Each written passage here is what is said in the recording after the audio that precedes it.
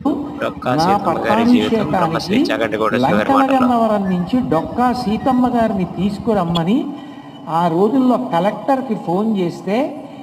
కుగ్రామం లంకలగన్నవరానికి వెళ్ళి డొక్కా సీతమ్మ గారిని అమ్మ మిమ్మల్ని ఎడ్వర్డ్ మహారాజు పట్టాభిషేకానికి ఆహ్వానిస్తున్నారు రమ్మంటే, అయ్యో నేనేమిటి నాయనా రావడం, నేను రాను, నేను ఇవన్నీ కోరుకోలేదు,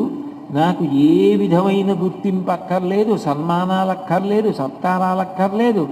నేను కేవలంగా మనిషిగా పుట్టినందుకు ఇటువంటి దయాగుణంతో ప్రేమతో ప్రవర్తించి 10 మందికి పెట్టాను తప్ప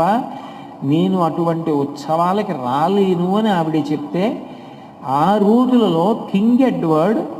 ఆమె చిత్తరు అంటే కనీసం ఆమెది ఒక ఛాయాచిత్రం ఫోటో తీసి పంపించమంటే కలెక్టర్ గారి జడ్జిని తీసుకొచ్చి ఆయన